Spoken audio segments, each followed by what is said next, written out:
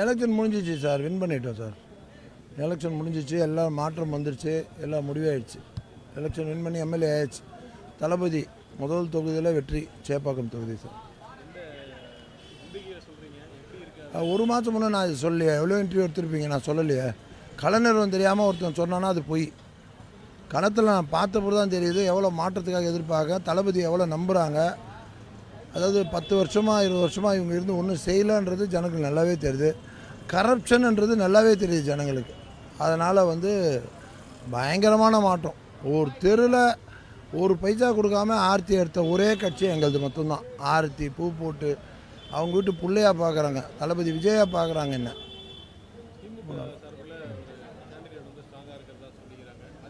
அது சொல்லுவாங்க சார், அவங்க சொல்லுவாங்க சார். அவங்களுக்கு பொய் பேசிய பழக்கம் சார். காலங்காலமாக 40-50 வருஷம் பேசின பொய் இதில் பொய் பேச மாட்டாங்களா?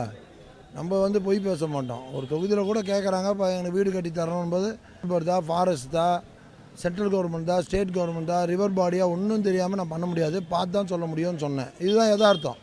சும்மா நான் கட்டித்தரேன், நான் 1000 ஓட்டு வாங்கின்னு வருது முக்கியம் கிடையாது.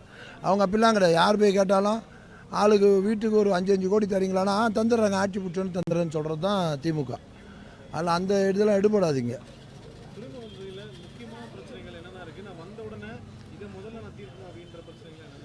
முதல்ல மென்டாலிட்டி ஆஃப் பீப்புளில் கொஞ்சம் நிறைய மாற்றணும். ஜனங்க மென்டாலிட்டி இப்போ மாற்றம் இருந்தால் கூட மென்டாலிட்டி ஜனங்களை மாற்றி நிறைய பாருங்கள். டிராஃபிக் பாருங்கள், எங்கேயுமே டிராஃபிக், அதை சுத்தப்படுத்தணும்.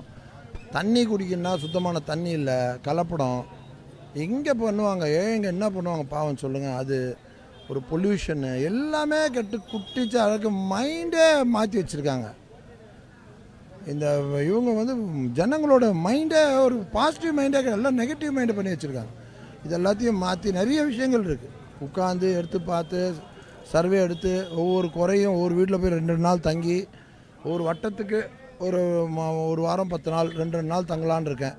தங்கி அவங்களே சாப்பிட்டு தங்கி என்னென்ன குறைகளை கேட்டு அந்த குறைகளை எடுத்துகிட்டு போய் தளபதிகளை சொல்லி அது உடனே எவ்வளோ ஃபாஸ்ட்டாக முடியுமோ கவர்மெண்ட் பட்ஜெட்டு அதெல்லாம் பார்க்கணும், பார்த்து அது பண்ணி கொடுப்பேன். இது நிச்சயம்.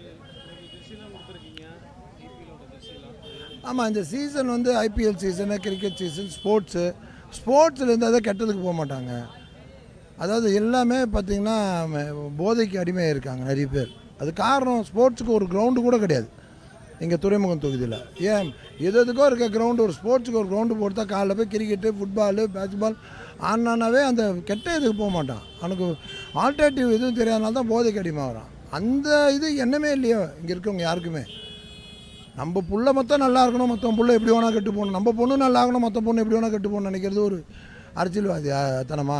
ஒரு எம்எல்ஏன்றது சர்வீஸு, அதை தொழிலாக்கி கொள்ளடிச்சு வச்சுக்கிட்டு அராஜகம் பண்ணிகிட்ருக்காங்க. அதனால் அது ஒரு தொகுதிக்கு ஒரு கண்டிப்பாக ஸ்போர்ட்ஸுக்குன்னு ஒரு கிரவுண்டு தேடி கண்டுபிடிச்சி எடுத்து அது பண்ணலான்னு இருக்கும். மகளிருக்கு பெண்களுக்கு இங்கே பாதுகாப்பு இல்லைன்னு சொல்லி ரொம்ப நாளாக சொல்லிகிட்ருக்கோம். ஆனால் பெண்கள் பாதுகாப்பு தான் எங்களுதுன்னு சொல்கிறாங்க. நேற்று பாருங்கள், என் அண்ணன் பொண்ணு டாக்டர் போய் கேன்வஸ் பண்ணியிருக்காங்க.